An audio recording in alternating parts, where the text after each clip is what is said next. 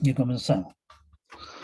Lo que vamos a ver hoy día, espero que alcancemos a terminar de verlo, es el teorema de Miles-Nerode, que en realidad es un teorema bastante árido, pero extremadamente importante, no tanto, o sea, es importante desde el punto de vista de la teoría correspondiente, pero es mucho más importante en términos de las consecuencias prácticas que tiene.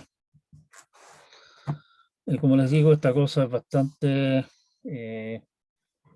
abstracta, digamos, así que les solicito realmente que pongan atención y le den una buena repasada a esto más adelante y por favor, si hay dudas, aprovechen de plantearlas al comienzo de la próxima clase. Regularidad. La situación en que estamos en este momento es un tanto incómoda. Tenemos cómo demostrar que es un lenguaje regular. Podemos escribir una expresión regular, un NFA, un DFA. Podemos construir el lenguaje a partir de lenguajes que sabemos que son regulares, utilizando una colección bastante interesante de operaciones, las distintas propiedades que nosotros vimos. Por el otro lado, sabemos que hay lenguajes que no son regulares. Tenemos algunas herramientas para demostrarlo. Pero no tenemos nada que nos diga, mire, este lenguaje regular sí, solo sí cumple con tal o cual condición, lo cual es un tanto incómodo, por lo menos para la gente con tendencia teórica. Para poder llegar a plantear una condición necesaria y suficiente, vamos a necesitar una serie de herramientas matemáticas adicionales que probablemente ustedes no han visto hasta el momento. Así que, ojo. Definición. CR es una relación sobre un conjunto A, donde A está equipado con alguna operación, llamémosle pelota con punto, que toma dos elementos de A y entrega un elemento de A. Por ejemplo, podemos tomar los números naturales con la suma, o los números reales con la multiplicación, o palabras con concatenación, por ejemplo. ¿Sí? Decimos que la relación R es invariante derecha respecto a esa operación. Si A relacionado con B implica que A operado con C está relacionado con B operado con C para todo C que pertenece al conjunto.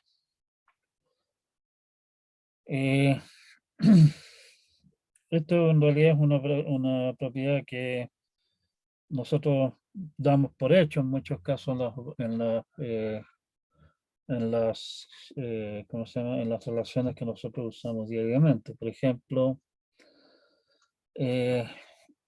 si tenemos que A menos C es menor que B menos C, estamos usando el hecho de que esa relación es invariante derecha con respecto a la suma y le sumamos C para simplificar esa relación a A menor que B. O sea, las relaciones de orden, menor, igual, menor, mayor, mayor, igual, el igual también, bueno, es una relación de orden, son invariantes derechas respecto a la suma. No lo son, o sea, lo son con respecto a la suma y la resta. Bueno, la resta de suma de un negativo, ¿cierto? No lo son con respecto a la multiplicación, porque si multiplicamos por menos 1, por ejemplo, estamos cambiando la dirección de la relación, ¿correcto? De la misma manera como hay relaciones invariantes derechas, podemos plantear relaciones invariantes izquierdas, pero en realidad nosotros acá nos interesan relaciones invariantes derechas por lo que vamos a hacer después. ¿Sí?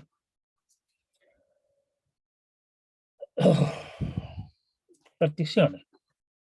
Si nosotros tomamos un conjunto, una partición de ese conjunto es básicamente dividirlo en subconjuntos que no se traslapan, que no tienen intersección entre ellos y que en la unión de todos esos conjuntos es el total.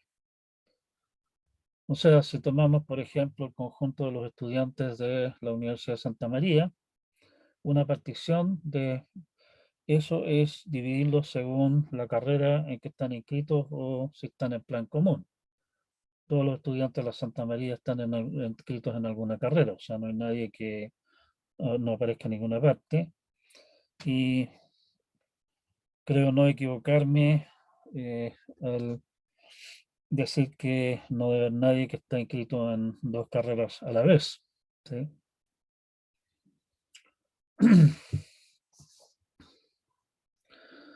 Si tenemos dos particiones, las particiones típicamente las vamos a llamar pi mayúscula por partición, donde la partición pi A es la colección de conjuntos A1, A2 hasta A sub m, y tenemos otra partición pi sub B, que es los conjuntos B1, B2 hasta B sub n, de algún conjunto universo cualquiera. O sea, eso quiere decir en particular que la unión de todos los A's y la unión de todos los B's es la misma, ¿sí? Y que los A's son disjuntos a pares y los B's son disjuntos a pares. Se dice que pi sub B es un refinamiento de pi sub A si todo B sub I es un subconjunto de algún A sub J. O sea, si es que dividimos nuestro conjunto de sanzanos, lo subdividimos qué sé yo, en carrera que está y cuántos años lleva en la universidad, tenemos un refinamiento. Porque la gente que está en informática en tercer año es un subconjunto de la gente que está en informática en total. ¿Sí? Lo mismo con la gente que está en cuarto año de electrónica. Eso es otra partición y es un refinamiento porque los subconjuntos, los conjuntos que forman la segunda partición son todos subconjuntos de alguna de las divisiones originales.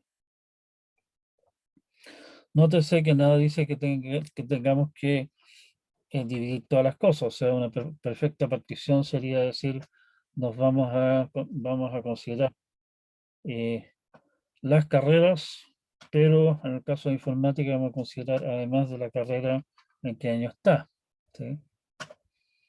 En cuyo caso, qué sé yo, los electrónicos siguen siendo el chungo de los electrónicos, pero se está subdividiendo solamente el chungo de los informáticos. En el fondo, la partición pi sub b resulta de subdividir los conjuntos de A, en particionarlos a su vez.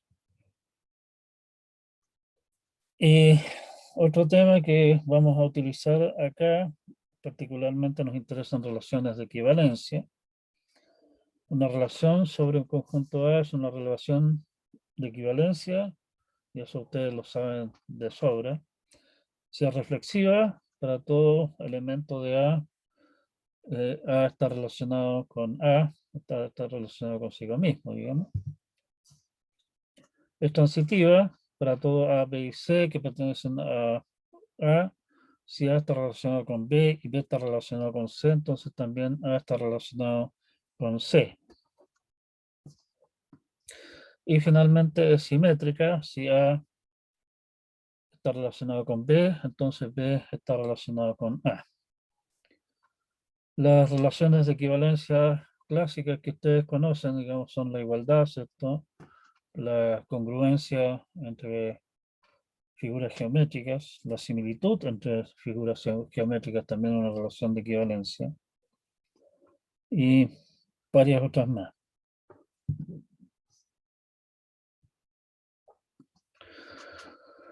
Se habla del índice de una relación de equivalencia. Bueno, de partida. Sabemos que una relación de equivalencia particiona al conjunto el cual está actuando en clases de equivalencia. La clase de equivalencia del elemento A es simplemente todos aquellos elementos de A que están relacionados con A, que están en la relación con A. Como decía, bueno, la relación de equivalencia e igualdad entre números naturales, por ejemplo, es un tanto aburrida porque básicamente solamente el número 1 está relacionado con el 1, por ejemplo. Solamente el 1 es igual al 1 y por lo tanto las clases de equivalencia son simplemente los elementos sueltos. Es más entretenida la relación de equivalencia de similitud de figuras, digamos, porque hay muchas figuras geométricas que pueden ser similares a una figura geométrica particular y todas ellas forman la clase de equivalencia de esa figura a la que todos son similares, todas las que son similares entre sí. En este caso,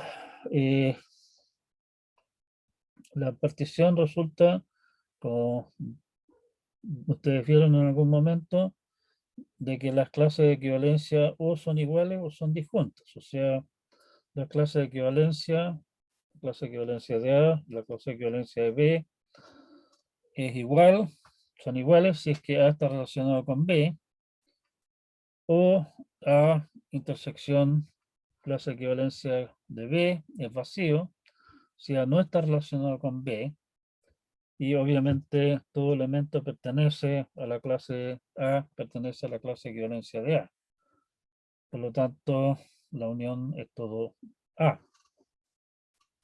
O sea, las clases de equivalencia de una relación de equivalencia definitivamente son una partición, en el sentido que habíamos definido antes, del conjunto en el que estamos trabajando. El índice de una relación de equivalencia es el número de sus clases de equivalencia. Así, hay clases de equivalencia, o sea, hay relaciones de equivalencia cuyo índice es finito. No sé, por ejemplo, si nosotros definimos una relación,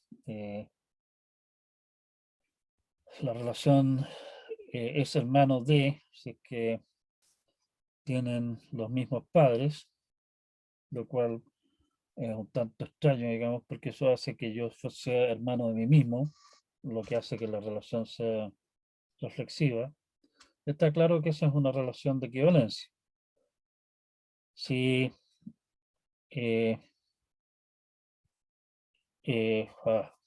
si A es hermano de B y B es hermano de C, entonces A es hermano de C, eso está claro. Incluso con la definición, digamos, de que uno es hermano de sí mismo, eso se cumple, ¿sí?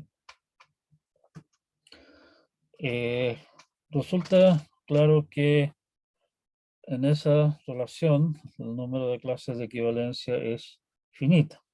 Básicamente son clases de equivalencia a todos aquellos grupos de personas que tienen los mismos padres. Hay otras relaciones de equivalencia cuyo índice es infinito. Caso, por ejemplo, de las figuras geométricas similares que habíamos comentado, hay infinitos triángulos, por poner un puro caso, similares a un triángulo equilátero, todo triángulo equilátero, ¿cierto?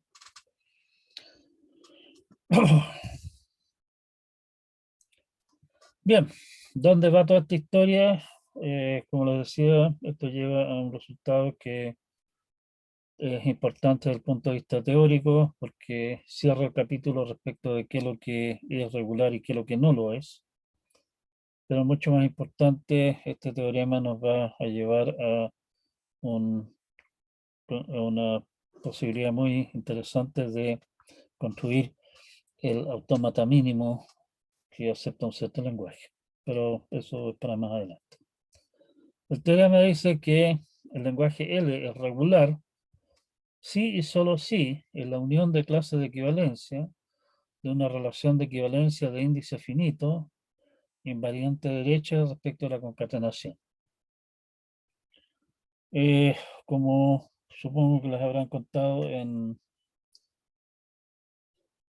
¿cómo se llama? Estructuras discretas,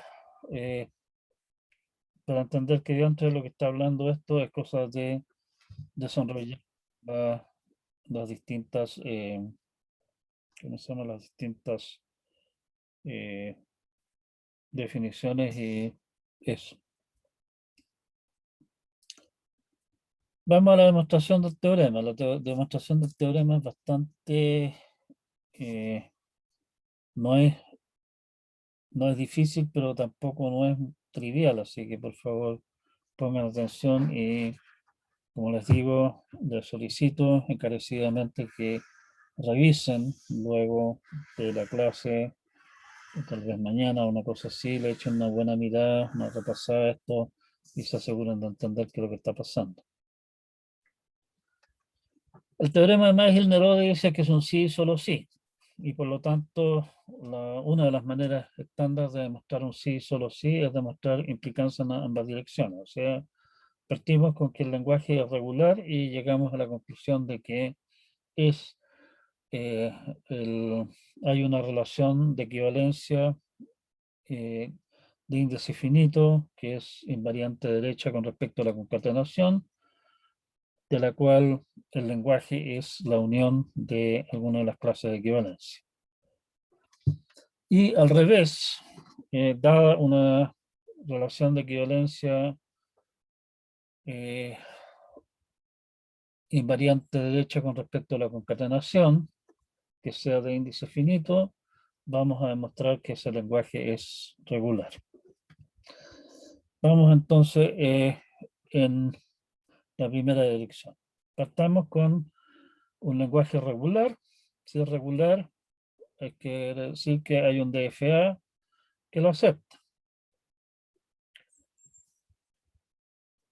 A M le podemos asociar la relación siguiente. Decimos que la palabra alfa está en la relación R sub M con beta.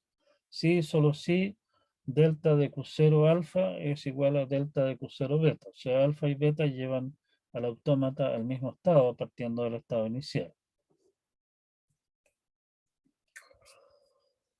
Está claro que las clases de equivalencia de esta relación es simplemente corresponde a los estados del DFA. O sea, dos palabras son equivalentes si llevan al mismo estado. O sea, hay un número de clase de equivalencia que es igual al número de estados, simplemente. Cada estado es una clase de equivalencia, lo podemos considerar como una clase de equivalencia. Es invariante derecha, ya que si alfa está relacionado con beta por Rm, eso quiere decir que delta de Q0 alfa es delta de Q0 beta. Pero como estamos en el mismo estado, si a eso le colgamos alguna cosa sigma a la cola, cualquiera que sea, nos va a llevar al mismo resultado. O sea, delta de Q0 alfa sigma es delta de Q0 beta sigma, que por nuestra definición de cuál es la relación de equivalencia, quiere decir que alfa sigma está en la relación Rm con beta sigma. Y eso es exactamente, y eso es para cualquier sigma que tiremos. Y eso es exactamente la definición de que la relación sea invariante derecha con respecto a la concatenación. Finalmente, L es la unión de las clases que corresponden a estados finales de M. O sea, a cada estado final le corresponde una clase de Rm y esa clase son todas las palabras que llevan al autómata desde el estado inicial a ese estado final. La unión de todas esas clases es la colección de todas aquellas palabras que llevan al autómata desde el estado inicial a alguno de los estados finales. O sea, es por definición el lenguaje que el autómata acepta. Y por lo tanto tenemos una mitad del teorema, la mitad fácil del teorema en realidad, demostrada. La parte un poco más compleja de demostrar es la dirección contraria.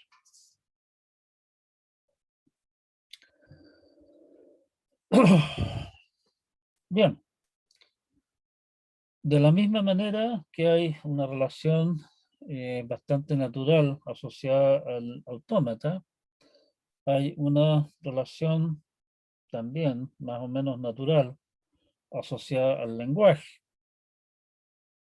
Consideremos la relación R sub L, que se asocia al lenguaje, que está definida por, decimos que alfa está en la relación R sub L de bet con beta, así que para todo bet sigma en sigma asterisco, mala elección de letras en realidad. Alfa sigma está en el lenguaje sí, solo sí, beta sigma está en el lenguaje. O sea, básicamente estamos diciendo que alfa y beta las puedo completar con las mismas cosas para caer dentro del lenguaje, o si las completo con otra cosa, los dos caen siempre fuera. En un sí y solo sí el que aparece.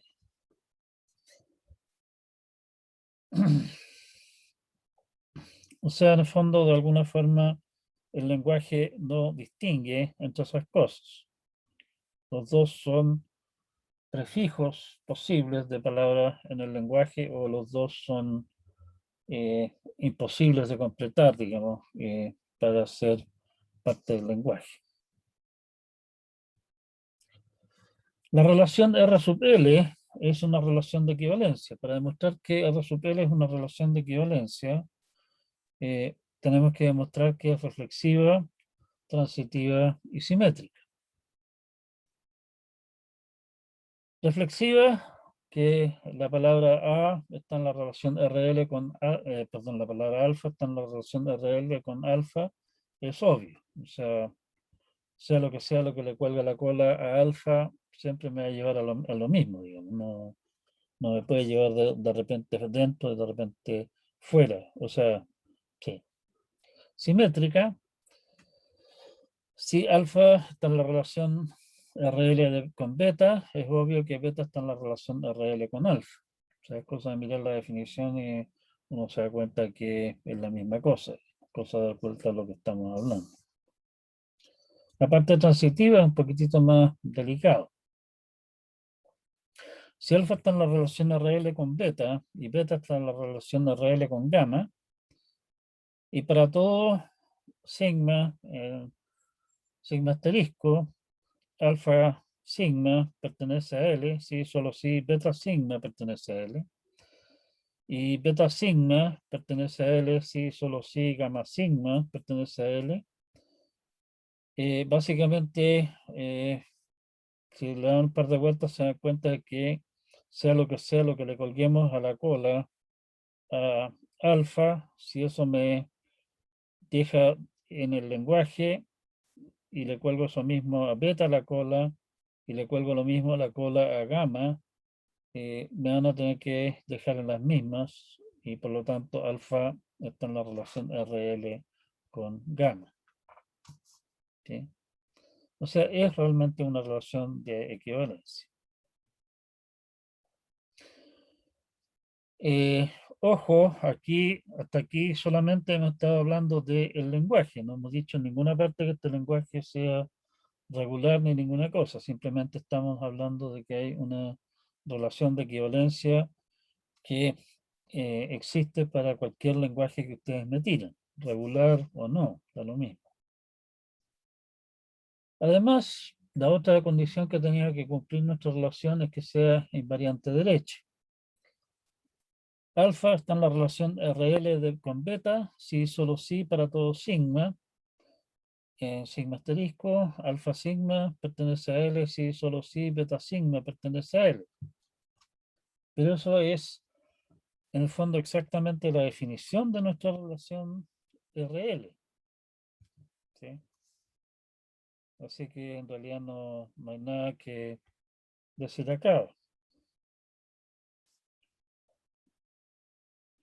Está un poco más detallístico, digamos, pero en el fondo la idea es que eso de allí es esencialmente nuestra definición, así que la relación RL es prácticamente eh, invariante derecha con respecto a la concatenación por definición propia.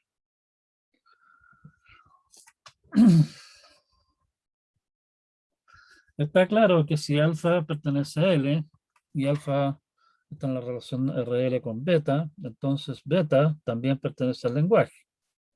Básicamente usar el epsilon para completar, ¿sí?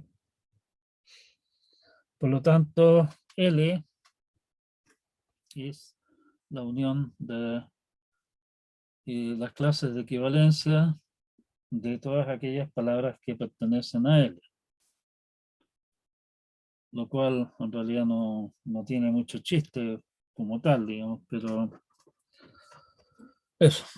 O sea, sí tiene chiste en el sentido de que las clases de equivalencia están, de las palabras que pertenecen al lenguaje, están todas en el lenguaje, o sea, no hay pedazos que quedan fuera, digamos así.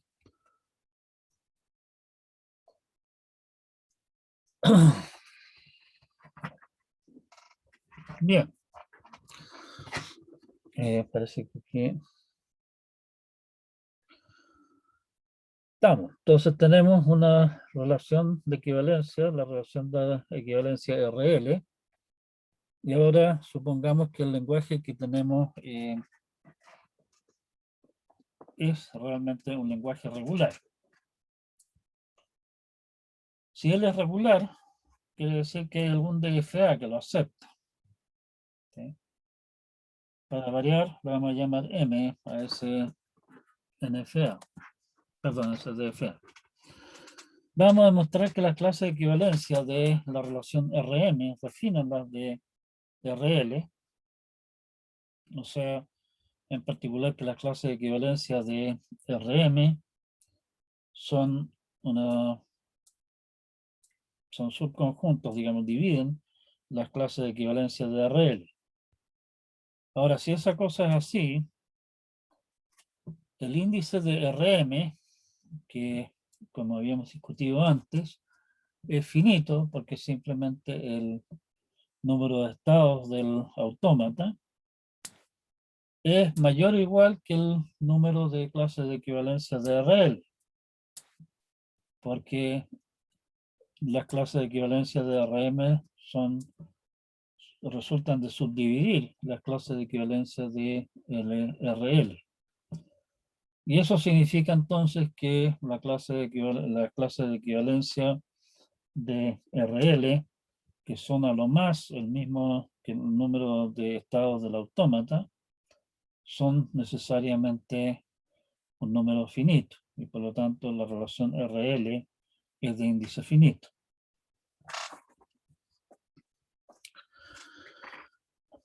Ya, sea entonces una palabra alfa que está en la relación RM con beta, lo que por la definición de nuestra relación R sub M, quiere decir que delta de Q0 alfa es delta de Q0 beta.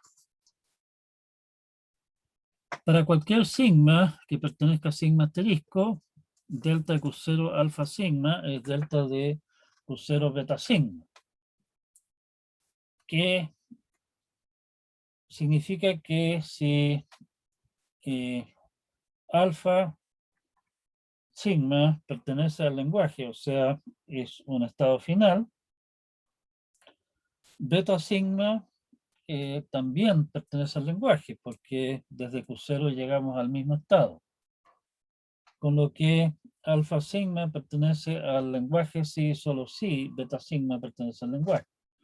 Si alfa nos lleva a un estado con alfa de Q0 lleva a algún estado y con sigma lleva algún, no, perdón, si es que alfa sigma nos lleva a algún estado y ese estado final, beta sigma nos lleva al mismo estado, también nos lleva a un estado final. Si alfa sigma nos lleva a un estado que no es final, beta sigma nos lleva a donde mismo y tampoco es final.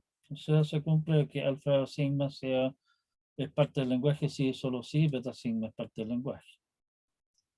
Pero eso quiere decir que alfa y beta están relacionados por la relación RL. O sea, las clases de equivalencia de RM están contenidas en las de RL, lo cual significa entonces también que,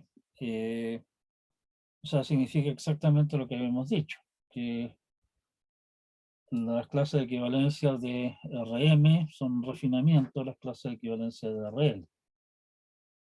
Y en consecuencia, como habíamos dicho, el número de clases de equivalencia de RL tiene que ser finito.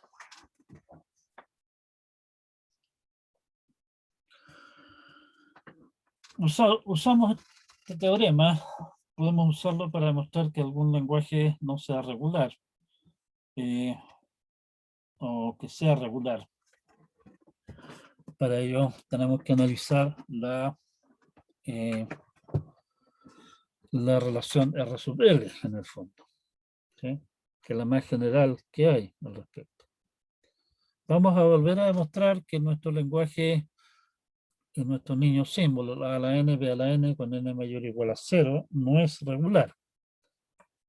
Si ustedes comparan esta demostración con la demostración que nosotros dimos de la no regularidad de A a la N, B a la N, es claro que esto es mucho más trabajoso.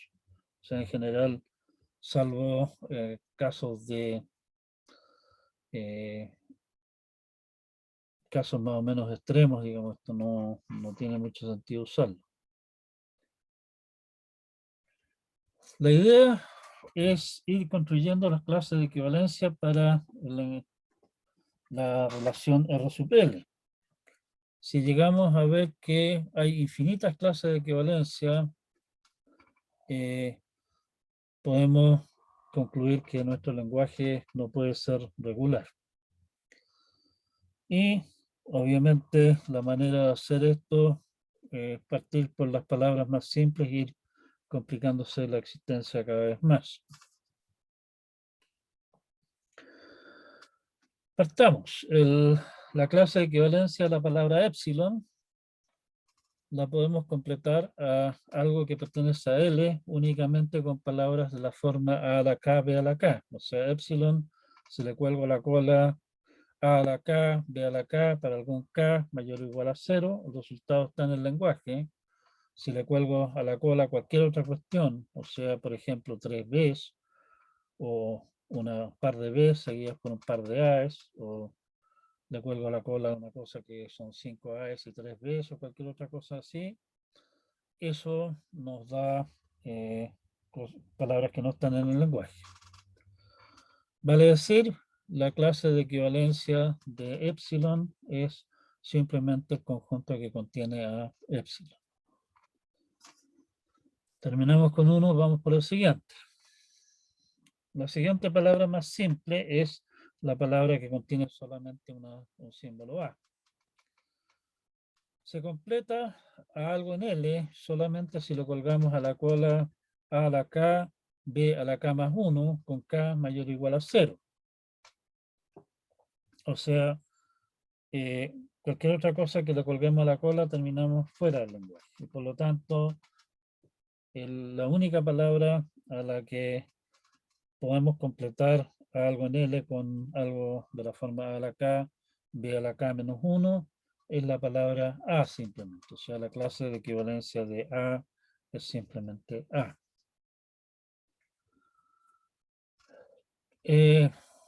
Esto nos hace sospechar que suena interesante resumirlo todo en ver la clase de equivalencia que corresponde a la R para algún R mayor o igual a 0, que resume las anteriores y agrega algunas más.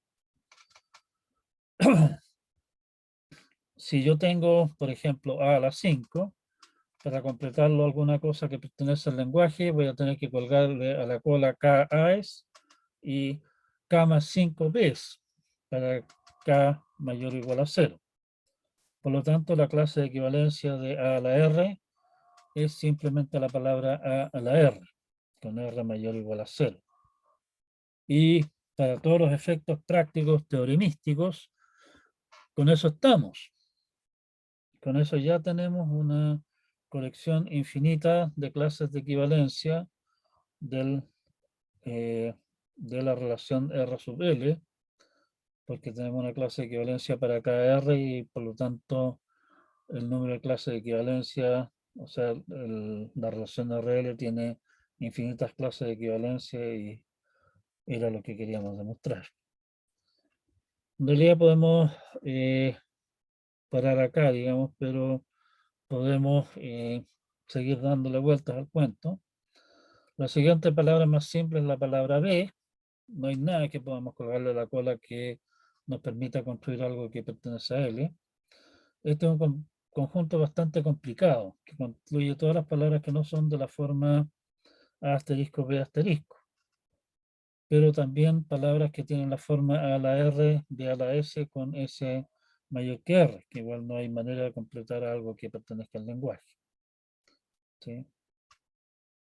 Como ven, esto no es particularmente sencillo. A a la R, B a la S, con R mayor o igual a S.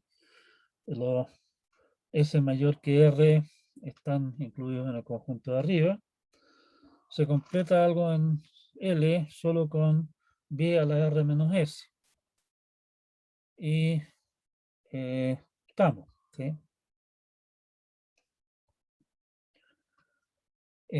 Resulta que A a la R, B a la S es la clase de todos los A a la R menos S más K, B a la K, con K mayor o igual a 0. O sea, podemos completar, o sea, en el fondo, todas aquellas cosas que podemos completar con un cierto número dado de Bs, algo en S. O sea, nos bastan para ese efecto las clases A a la R, B, que se completan con B a la R menos 1, en el fondo algo en L. Y cualquier otra cosa a la cola da nada. ¿Sí? Si ustedes revisan lo que tenemos hasta el momento, con eso tenemos todas las posibilidades de palabras en sigma asterisco, están en alguna de las clases de equivalencia que hemos dado y tenemos todas las clases de equivalencia que nos interesaba construir.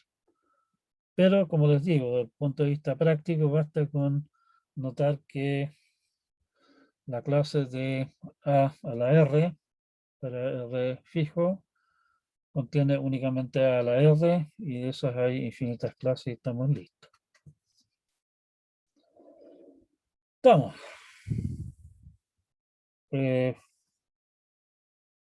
Veo que no hay nadie que se haya puesto con algún comentario. Por favor, les insisto, denme un par de vueltas a lo que estamos haciendo acá. Esto es importante y es bastante árido y enredado, lo entiendo, pero es importante entenderlo bien. Consecuencias. Bien, lo que nos dijo el teorema es que si el lenguaje L es regular, todas las clases de equivalencia, todas las relaciones de equivalencia, básicamente son refinamientos de la clase de relación de equivalencia R sub L. ¿Sí? Y son finitas. Y de alguna manera, por lo mismo que habíamos dicho nosotros, las clases de equivalencia de R sub L son, a lo más, son menos que las clases de equivalencia de cualquier DFA que nosotros podamos construir. Son menor o igual que el número de clases de estados de cualquier DFA que podamos construir. El truco ahora es que podemos construir un DFA que tenga las clases de RL como estados, definiendo lo siguiente. El estado inicial es simplemente la clase de equivalencia de la palabra vacía. La función delta de una clase de equivalencia de la palabra alfa con A es la clase de equivalencia a la palabra A alfa, con todo alfa en sigma asterisco y todo A en sigma. Y definimos como finales todas aquellas clases de equivalencia que conforman, de las palabras que conforman el lenguaje. Lo que nos hace falta entonces ahora es demostrar que esa cosa realmente es un DFA y que ese DFA acepta el lenguaje que nosotros estamos dando. La parte de el conjunto de estados es finito, está claro. Dijimos que la clase de equivalencia de R sub L era un número finito, por lo tanto el número de clases del DFA es finito y estamos listos por ese lado. El estado inicial claramente es un estado. Los estados finales es un conjunto de estados. Y nos falta básicamente demostrar que delta es una función. Y nos falta demostrar que finalmente esa cosa acepta lo que estamos diciendo que acepta. Lo espinudo de toda esta cosa básicamente es demostrar que delta es una función. Vale decir que si alfa está relacionado con RL con beta, entonces alfa A está relacionado con RL con beta A.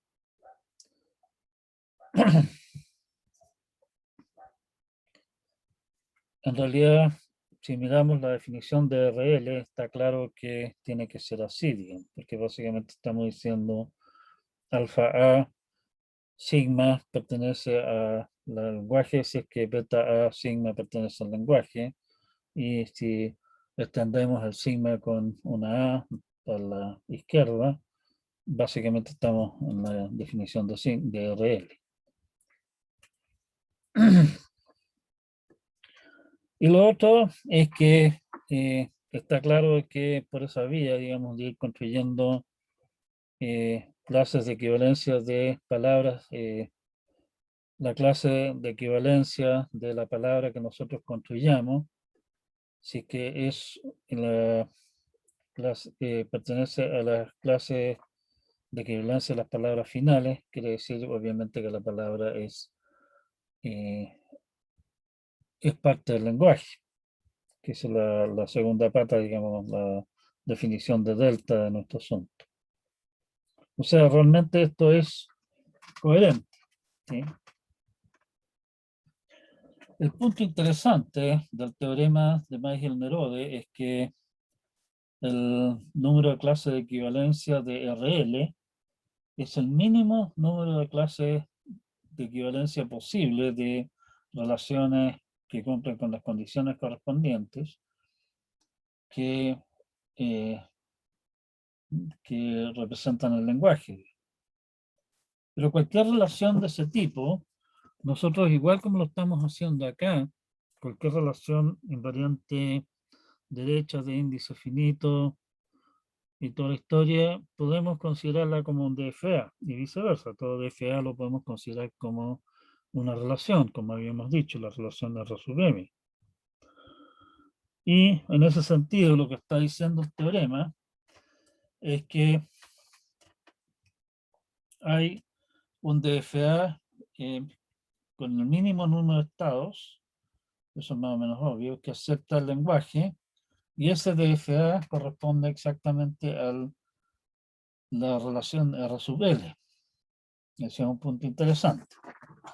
Pero la parte que es más útil de esto está en que como las clases de equivalencia de R sub L son la unión de clases de equivalencia de el R sub M cualquiera que ustedes me den para un autómata finito cualquiera que hayan elegido para representar el lenguaje, podemos construir el autómata que corresponde a R sub L, o sea, el autómata DFA mínimo, que acepta el lenguaje L, por la vía de juntar entre sí conjuntos de estados que el lenguaje no distingue, o sea, que según la relación R sub L, en el fondo no deberían distinguirse.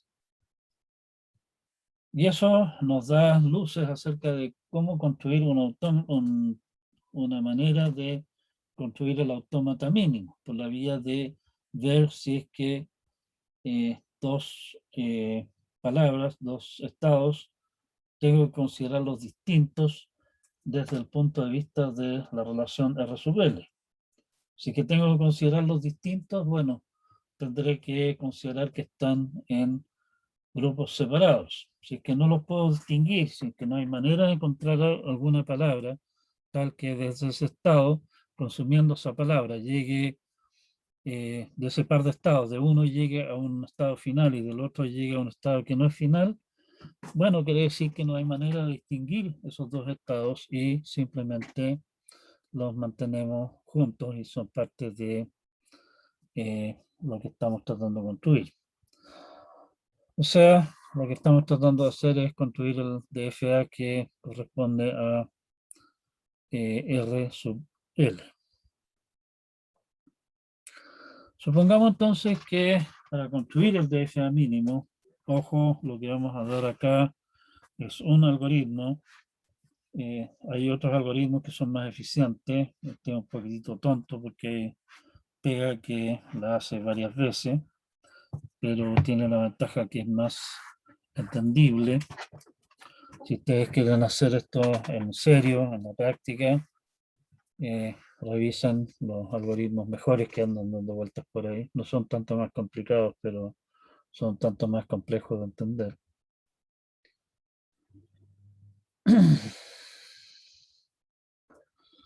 La idea, entonces, del algoritmo que vamos a usar nosotros acá es determinar estados que no se distinguen en R sub L. Y una idea es partir con dos grupos de estados, los estados finales y los no finales. Y esos se distinguen simplemente por epsilon.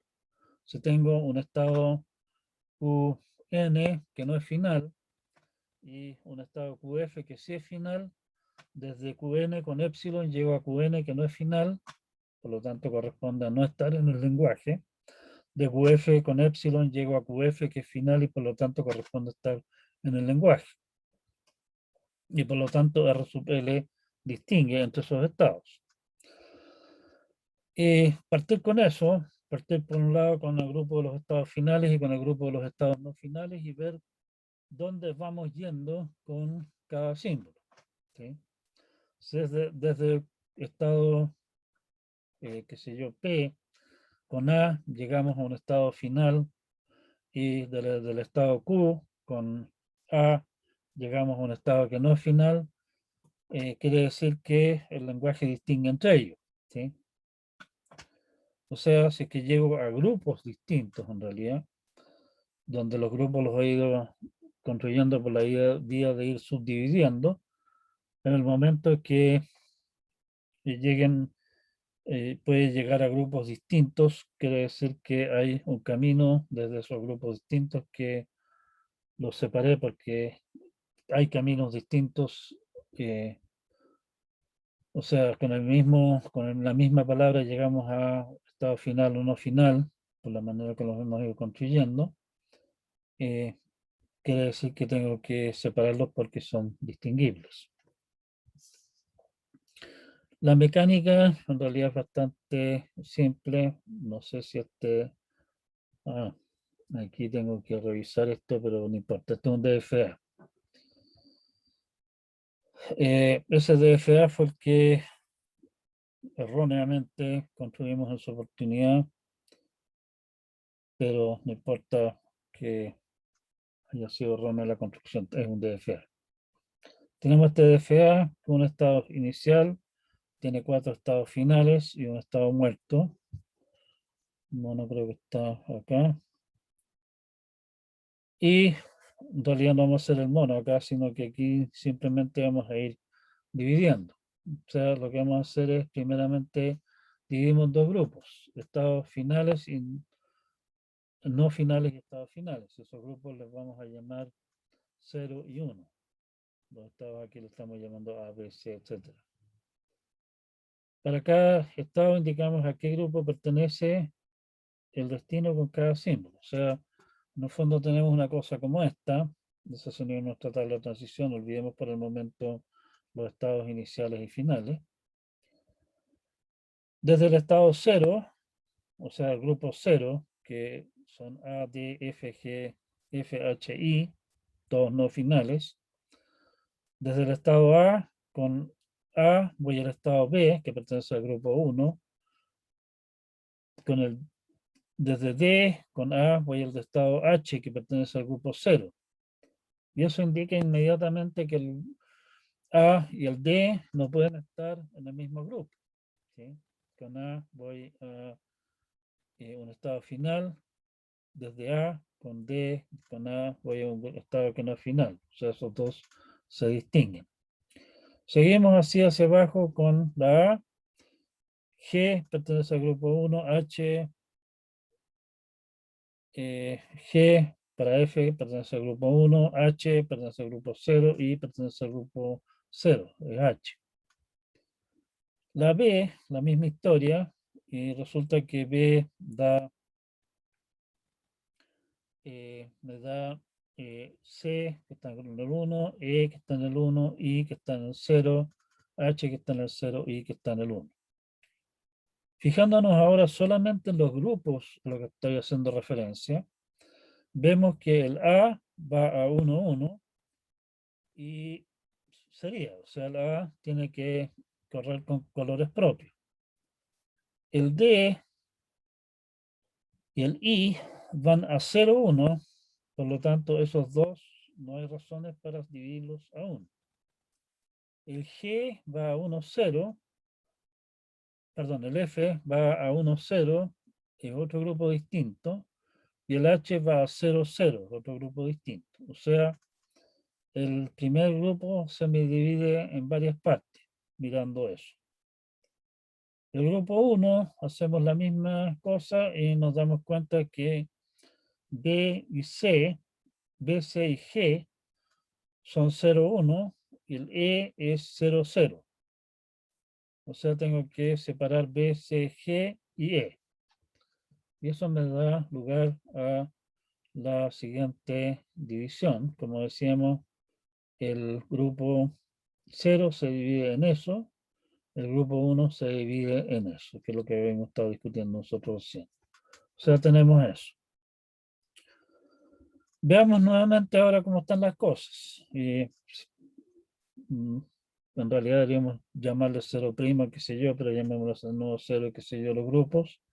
El grupo 0 es A solamente, como es uno solo, imposible que se vuelva a dividir, pues está listo ya.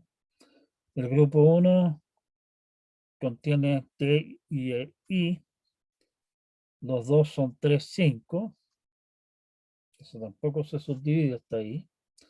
El grupo 2 tiene solamente el F, como es un solo estado, imposible que se vuelva a subdividir.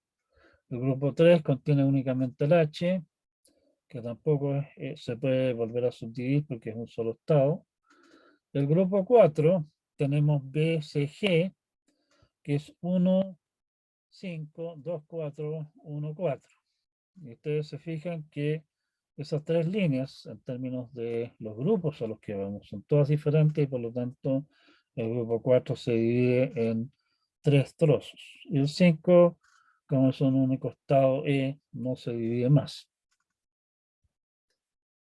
O sea, el grupo 4 se divide en tres trozos, el grupo 1 imposible que se divida más y lo mismo con los demás. Y terminamos entonces con esta subdivisión. ¿Okay? Y eso, con eso terminamos. Y tenemos en realidad la tabla de transición. Ahora podemos en realidad olvidarnos de las letras, quedamos simplemente con los números, pero tenemos que retener las letras para ver de qué se trata. El estado A en el autómata original era el estado inicial y por lo tanto el grupo que contiene el estado inicial es inicial para el autómata resultante. Los estados B, o sea, el grupo de estados en que está B, que en este caso B está solo, pero eso es pura casualidad nomás, son puros estados finales. Por lo tanto, el estado 4 es final y de la misma manera son finales el 5, el 6 y el 7. El estado 3, que que no es final y que con todas las opciones me lleva de vuelta al estado 3, es un estado muerto. Si ustedes le alatan los estados muertos, entonces pueden obviamente eliminarlo. Y resulta entonces que el autómata mínimo que acepta el lenguaje que nosotros habíamos planteado como ese DFA que teníamos ahí, que acepta ese lenguaje es este autómata que está acá, el DFA mínimo. ¿Okay? Y olvidándonos ahora sí definitivamente de las letras, terminamos con este autómata. En este caso particular no nos fue particularmente bien con nuestra construcción, solo disminuyó en un estado. Habrá otras situaciones en las cuales al final podamos llegar a la conclusión de que la mayor parte de los estados desaparece del mapa. Y habrá otras situaciones, obviamente, en las cuales al tratar de minimizar el autómata, terminamos con lo mismo con lo que partimos. O sea, el autómata con el que partimos era realmente el estado de FA mini. Bien, ¿qué tiene esto de importante? Acá tenemos el DFA mínimo que resulta. Si no me creen, que ustedes recuerdan que estuvimos jugando con esa cosa llamada JFlap. JFlap, entre otras cosas, permite también transformar, o sea, obtener el DFA mínimo a partir de un DFA que ustedes le tienen. Si ustedes no confían en su profesor, usen JFlap para ver si es que es coherente con lo que tenemos acá. ¿Qué importancia tiene esto? Así que nosotros queremos de alguna manera hacer algo práctico con el DFA. Por ejemplo, entiendo que ustedes no han hecho todavía el ramo de arquitectura de computadores, pero por ejemplo, la idea de los circuitos, digamos, que hay, por ejemplo, dentro de una CPU, esa clase de circuitos digitales, son en el fondo autómatas finitos que van cambiando de estado conforme reciben datos de entrada. A la hora de construir circuitos, obviamente nos interesa construir el circuito equivalente que tenga el mínimo número de componentes, y eso viene a ser lo mismo que minimizar el número de estados del DFA. Nosotros planteamos también en su oportunidad un par de maneras alternativas de escribir un programa que simule un DFA para, por ejemplo, hacer una búsqueda de un cierto patrón. Si es que esa búsqueda se va a hacer muchas veces, o sea, por ejemplo, un caso de uso típico es de esa clase de cosas, es si ustedes piensan, por ejemplo, el programa como un compilador de C, un compilador de C, lo que va a tener que hacer va a ser buscar innumerables veces, ver si es que lo que tiene entre manos es, por ejemplo, la palabra reservada while, o es un identificador, o es un número. Esa clase de cosas, que es lo que son las palabras, digámoslo así, lo que en la gente que arma compiladores le llama token, fichas, que son las piezas básicas en base a las cuales uno entiende, por ejemplo, un programa en C. Uno entiende un programa en C siendo la palabra reservada int, la palabra, el identificador main, un abre paréntesis, etcétera. No piensa en caracteres individuales. Esas piezas individuales, los tokens del lenguaje de programación, se representan en forma bastante natural para la mayor parte de los lenguajes de programación mediante precisamente expresiones regulares. Entonces, una parte importante de lo que hace un compilador es precisamente agrupar caracteres y decir, ajá, este es un identificador. Y eso es procesar una expresión regular. Como eso se hace muchas veces, ahí conviene construir el DFA mínimo para esa pega de manera que ocupe el mínimo de espacio y como hoy día eso es crítico, mientras más chico el código, mientras más chicos los datos que hay que procesar, más rápido el cuento por efectos de manejo de memoria caché y otras hierbas similares. En esos casos conviene, vale la pena darse el trabajo de construir el autómata mínimo, que el DFA mínimo para hacer esa pega. O sea, esa es una explicación práctica de esto. Lo que hicimos entonces, en resumen, fue obtener una relación necesaria y suficiente para que un lenguaje sea regular. Es una condición bastante esotérica, ¿de acuerdo? Y bastante incómodo de usar, pero ahí está.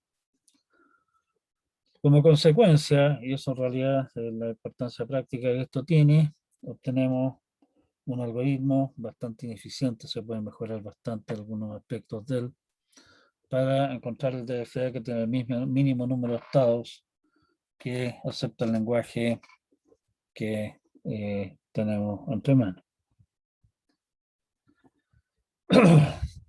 Si a ustedes les llama la atención esta clase de cosas, en el apunte se discute un algoritmo de otro personaje que funciona con ideas muy diferentes. Es un algoritmo que uno lo mira y dice, esta cuestión es magia negra del tipo oscuro, que construye el DFA mínimo, que está basado en ideas muy diferentes. Ya me funciona. Y con eso terminamos con la presentación de hoy día. Cedo la palabra si es que hay algún comentario, algún tema pendiente. Nos quedan un par de minutos todavía, según mi... Sí, nos quedan unos 10 minutos. Si que hay comentarios o consultas, nuevamente les pido, por favor, echen una mirada a esto, tal vez echen una revisada al apunte. Podemos dedicar, y eso es una, ¿cómo se llama? Siempre está abierta la posibilidad de dedicar un par de minutos o más, si fuera necesario, al principio de la clase siguiente a responder posibles dudas que hayan podido quedar pendientes. Y seguramente si ustedes se ponen a cachurear la colección de certámenes antiguos que están publicados en el aula, van a encontrar ejercicios, digamos, que tienen que ver con minimizar autómatas. Así que tienen espacio para jugar. Si es que no hay más comentarios,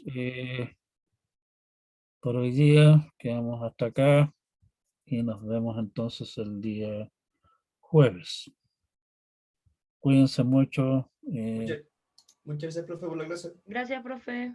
Chao, chao. Cuídense mucho. Cuídense. Chao, profe. Buena semana.